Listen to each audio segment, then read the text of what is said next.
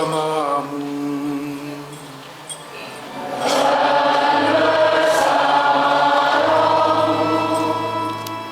Inilah Injil Yesus Kristus menurut Markus.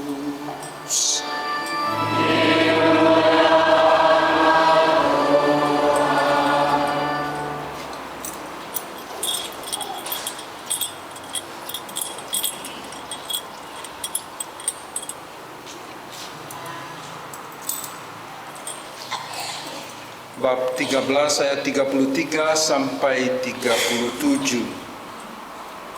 Nasihat supaya berjaga-jaga. Hati-hatilah dan berjaga-jagalah, sebab kamu tidak tahu bila manakah waktunya tiba.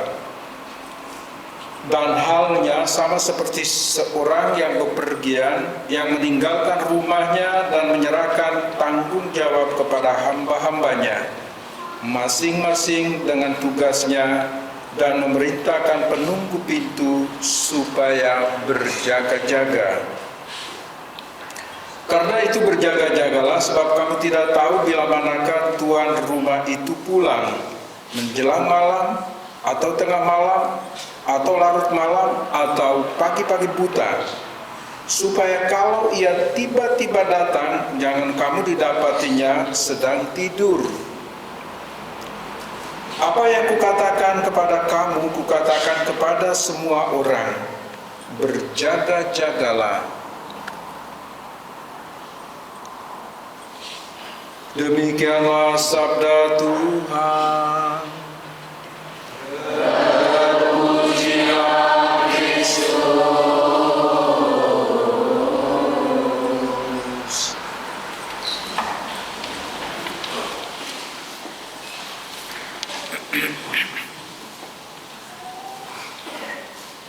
Bapak, Ibu, saudara-saudara sekalian yang terkasih di dalam Tuhan, kita awali perayaan Ekaristi ini dengan memberkati karangan Advent. Lilin pertama sudah dinyalakan.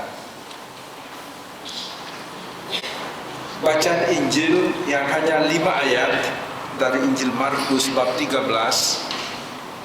4 kali Yesus berbicara mengingatkan kepada kita untuk berjaga-jaga. Yesus mengulang terus kata berjaga-jagalah sampai 4 kali. Maka lilin yang pertama itu kita namai lilin berjaga-jaga. Minggu pertama ini adalah minggu untuk berjaga-jaga. Kata berjaga-jaga ini juga bukan sesuatu yang asing di telinga kita. Bukan sesuatu yang tidak pernah kita dengar, selalu kita dengar. Dan kita semua dari berbagai lapisan umur, tingkatan umur, kita semua dipanggil untuk selalu berjaga-jaga, hati-hati, waspada, dan seterusnya. Seorang anak yang mau ujian juga dia mesti berjaga-jaga. Caranya apa? Belajar toh. Seorang suami menantikan istrinya melahirkan, dia juga berjaga-jaga. Nah, saya tidak tahu bapak-bapak waktu istri mau melahirkan, Anda berjaga-jaga sambil apa? Cuma sambil merokok gitu? Atau sambil makan bakso, soto? Atau juga Anda berdoa supaya istri Anda diberi kekuatan dapat melahirkan dengan selamat? Atau bisa juga zaman sekarang ini kan bisa seperti resleting baju atau celana kan, operasi. Saya pikir kan yang melakukan operasi itu jangan bilang merayakan ulang tahun kelahiran, ulang tahun sesar gitu toh. Wong belum waktunya mungkin kan sudah diambil itu. Singkatnya bahwa berjaga-jaga ini sangat penting. Menurut Yesus itu berjaga-jaga sangat penting. Kalau waktunya manusia pasti, ya waktunya manusia. Kalau kita berjaga-jaga untuk menunggu kedatangan manusia itu pasti. Misalnya kita berjaga-jaga menunggu kedatangan uskup, pasti dia akan datang jam sekian, dia akan misa jam sekian. atau bupati, atau camat, atau pejabat yang lain. Pasti ada acara protokolernya. Tapi yang dimaksudkan oleh Yesus ini adalah berjaga-jaga soal waktunya Tuhan. Ini waktunya Tuhan. Kita berjaga-jaga untuk menantikan waktunya Tuhan. Ini yang susah. Karena kita tidak tahu kapan itu Tuhan datang. Oleh karena itu, hari-hari hidup kita isi dengan berbagai hal yang baik sebagai bentuk kewaspadaan kita untuk menantikan kedatangan Tuhan. Masa Advent ini juga menjadi masa di mana kita berjaga-jaga dalam doa keluarga, dalam pendalaman iman Advent, dan berbagai macam kegiatan yang lain. Ini juga bentuk kita berjaga-jaga dalam kehidupan kita karena kita tidak tahu kapan Tuhan datang. Anda tahu kapan Tuhan datang?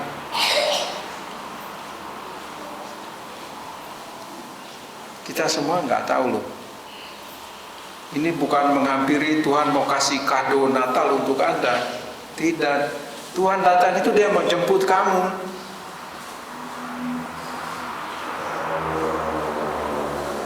Maka kita juga doa waspada loh, Bapak Ibu sekalian. Karena kita tidak tahu. Yesus cuma mengatakan, pertama, di rumah Bapakku banyak tempat tinggal. Aku pergi untuk menyediakan tempat bagi kamu. Kalau tempatmu itu sudah siap, saya akan datang kembali dan membawa kamu ke tempatku, supaya di tempat di mana aku berada, kamu juga berada. Sudah tahu doa umur panjang? Sudah tahu atau belum? Belum tahu?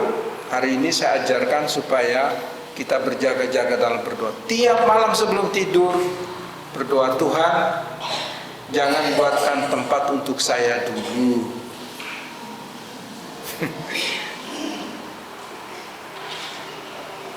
Kalau tempatmu belum siap, kau masuk ruang ICU sekalipun, engkau akan hidup lagi.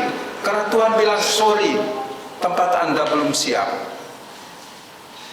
Maka doa minta itu, Tuhan jangan siapkan tempatku dulu.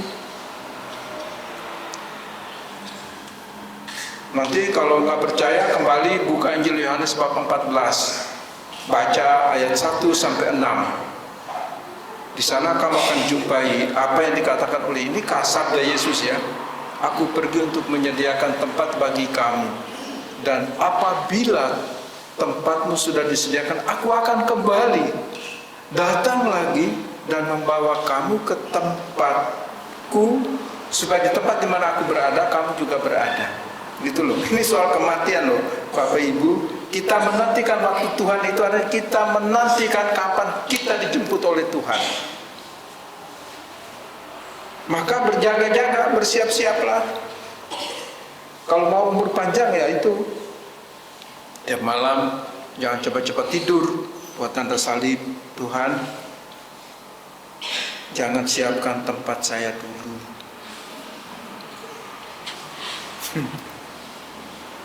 Mulai sekarang doa. Ada yang saya tahu kolesterol tinggi, darah tinggi, ya, jantung dan sebagainya, berdoa.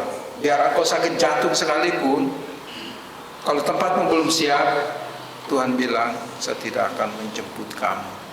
Nanti kamu ke sana terlantar, tidur di mana? Maka jangan juga bunuh diri. Tempatmu belum siap, engkau akan gentayangan di sekitar kerajaan Allah itu. Tempatmu belum ada, biar engkau datang duluan. Maka jangan lakukan bunuh diri. Wah, saya putus cinta, saya mau terjun di Sungai Serayu biar dimakan buaya. Syukurlah kan di perut buaya. Oleh karena itu, Bapak, Ibu, Saudara-saudara sekalian, minggu pertama ini adalah minggu di mana kita berjaga-jaga dalam setiap langkah hidup kita. Berjaga-jaga ini kan di satu sisi kita menantikan saatnya Tuhan, waktunya Tuhan. Tapi di sisi yang lain juga kita dalam hidup, Bapak Ibu sekalian, menjalankan usaha pekerjaan, anak-anak dalam studi, kita juga selalu waspada, berjaga-jaga. Supaya apa? Supaya kita tidak jatuh di dalam kebangkrutan, supaya kita tidak jatuh di dalam kegagalan.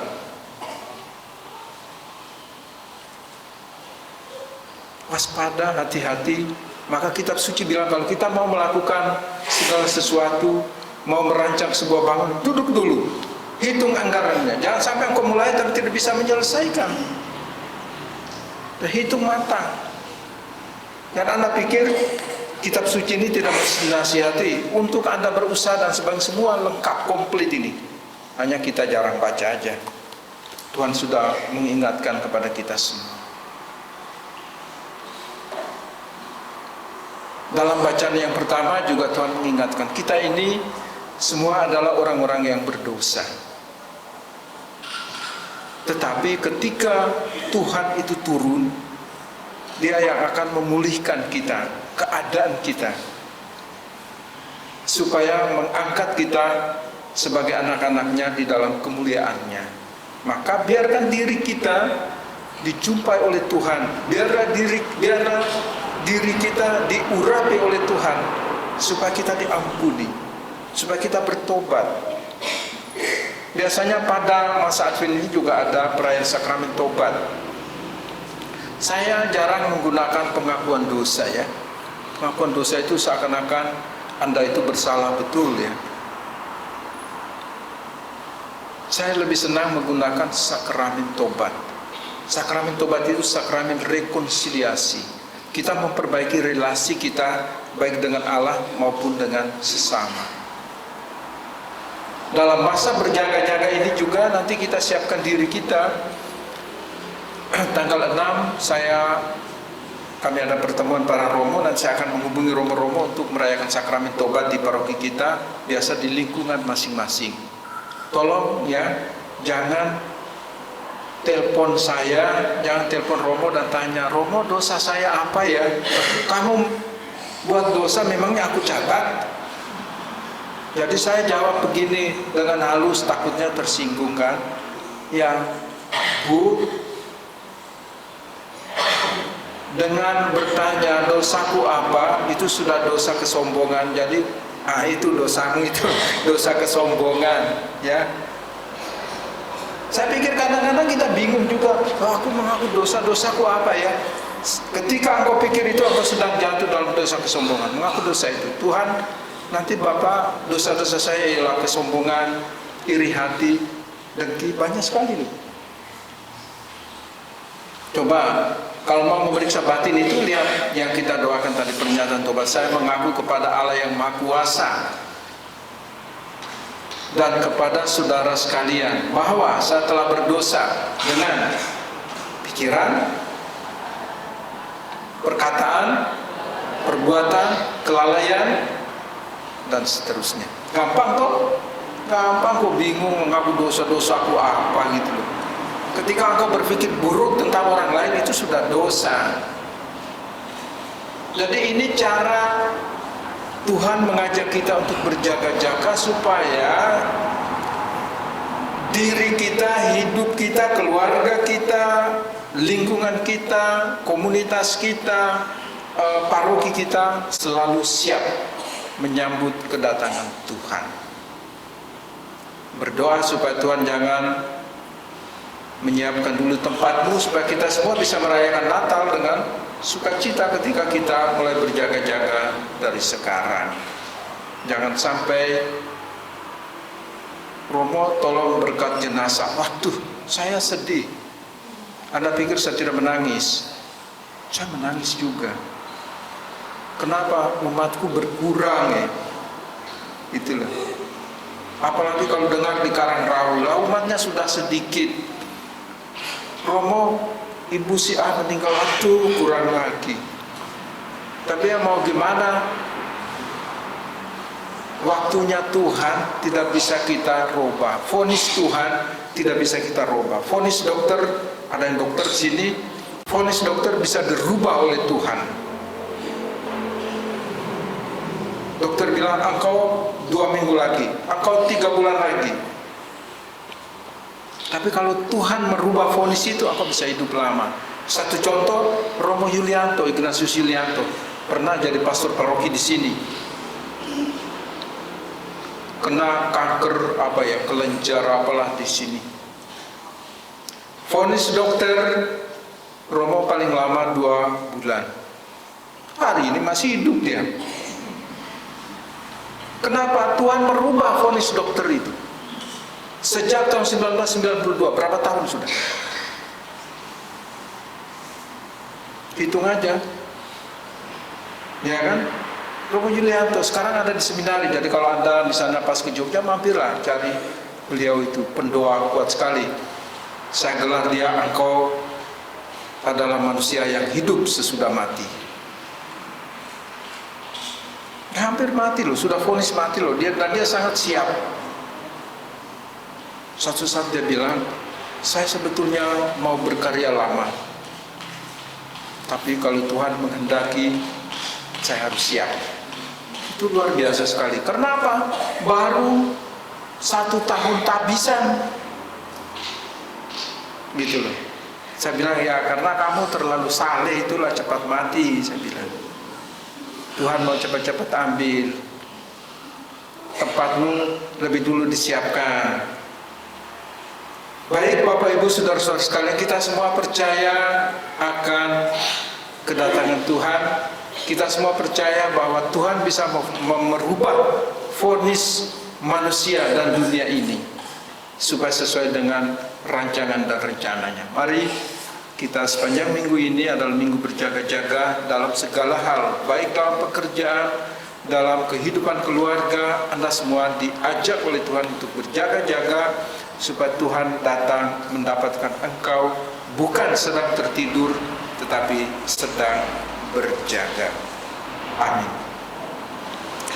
Mari kita bangkit berdiri, kita menanggapi sabda Tuhan ini, kita menegaskan iman kita dengan mendoakan sahabat para rasul. Aku percaya akan Allah